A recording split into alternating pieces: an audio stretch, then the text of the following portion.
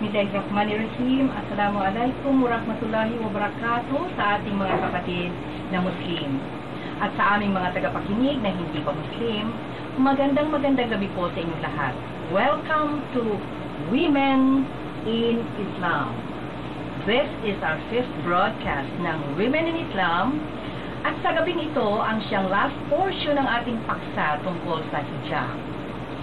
Narito po ang aking mga kasama at sila rin ay babati sa inyo, ang mga kapatid ko. Simulan po natin kay Sister Shaida. Assalamualaikum, Sister. Waalaikumsalam, Sister. Alhamdulillah, alhamdulillahi rabbil alamin. Assalatu wassalamu ala Sayyidina Muhammad wa ba'd. Assalamualaikum to all our listeners, to all our brothers and sisters in Islam. Okay, Sister Fatima. Assalamualaikum sa lahat po ng mga Muslim at non-Muslim sa gabing ito. Sana po ang dasal po natin sa Allah Ta'ala, madagdagan po sana ang ating iman. Sister Aisha. Assalamualaikum warahmatullahi wabarakatuh. Thank you for joining us once again on Women in Islam. All praise is due to Allah and all that is good from this program is due to Him. Any mistakes I make are mine alone. Waalaikumsalam, sisters.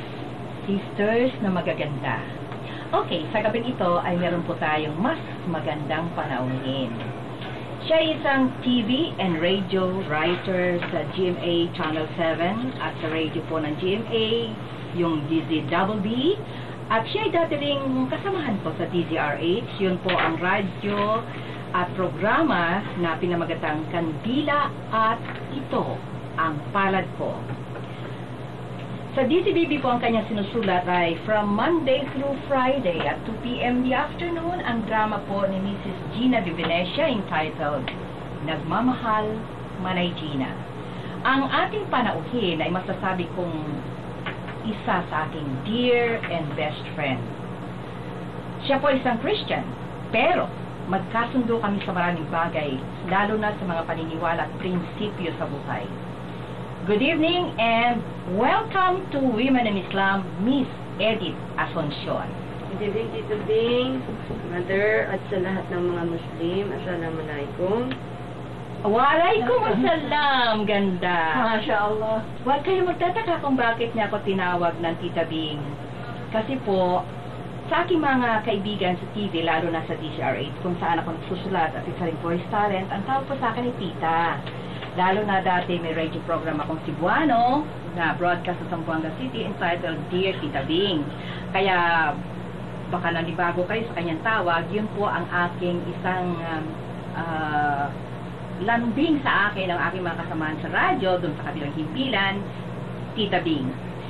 So, siya naman po ay tinatawag kong ganda instead of Edith. Kasi yun naman ang term of endearment ko para sa kanya. Tita ako kasi mas hamak namang malaki ang agwat ng aking edad. So, at long last, naimbita ka rin namin dito, ganda.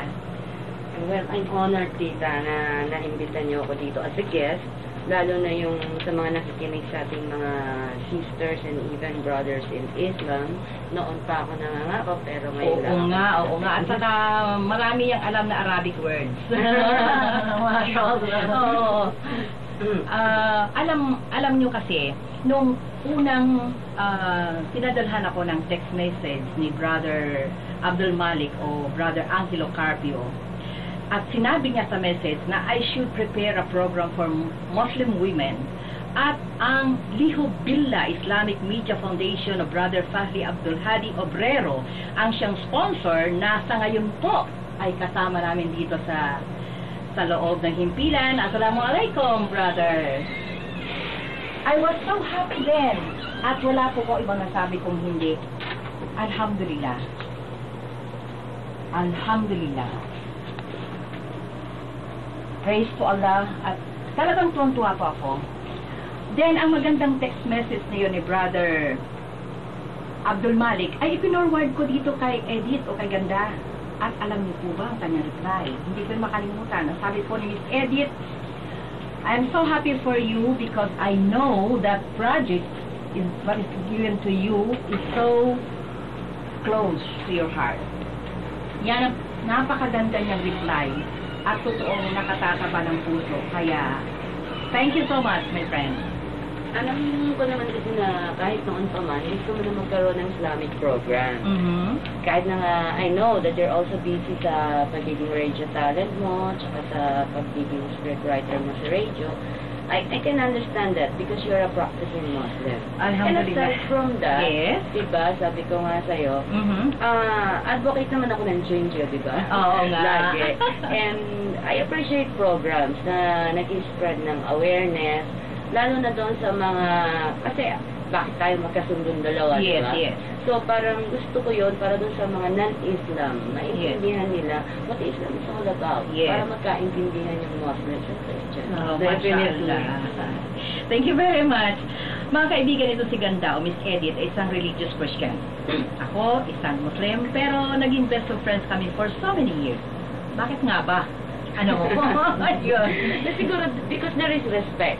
Yes. Nire-respeto natin yung mga relihiyon natin, nire-respeto natin isa't isa as a person. Yes. Tsaka binibigyan mo ako ng mga Islamic reading materials and even the Holy Quran. And, binabasa ko lahat yun. So, naiintindihan ko yung pagiging isang Muslim mo. And at the same time, because meron ka rin namang background on Christianity, naiintindihan mo rin ako. But we never discussed about it, hindi natin pinagtalunan yon, hindi mo pinilit sa akin na maniwala ako sa religion mo, or maniwala ka sa religion ko. Maybe that's the reason why nire-respeto ko yung pagiging isang mabuting Muslim mo. At saka nakikita ko din yung pagrespeto mo sa mga Kristiyano. Yes. Pero humanga ko sa'yo dahil noong makausap mo si Brother Saifullah at naroon tayo sa kanila dahil may celebration noon, naging very eager ka sa iyong mga katanungan about Muslim belief na umabot ang ating kwentuhan ng 5 o'clock in the morning. Yung kwentuhan nating tatlo over cups of coffee, talagang napaka-interesting. Yes, over cups talaga ang daming kape. But maybe because naging curious ako when Brother Saifullah mentioned about the Day of Judgment.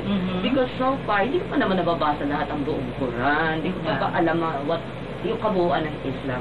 But, na-curious ako because meron din palang Day of Judgment ang mga Muslim. So, nung malaman ko yon, lalo ko tuloy gustong malaman kung ano yung paniwala ng mga Muslim.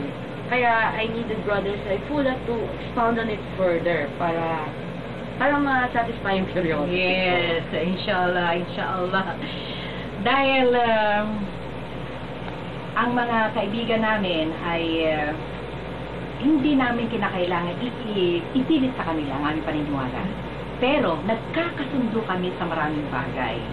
Hayaan mo, Ganda, kapag natapos ka sa gagawin mong bagong project na ito, and it is very big, really, sana muli tayo magkakausap na Brother Saifullah for further issues about Islam.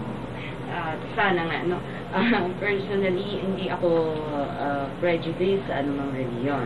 Kasi nga, ang reliyon na nagtuturo sa tao para maging mabuti. And I know bawat religion has its own purpose. At meron siyang mga kinikater, kumbaga, na klase ng tao.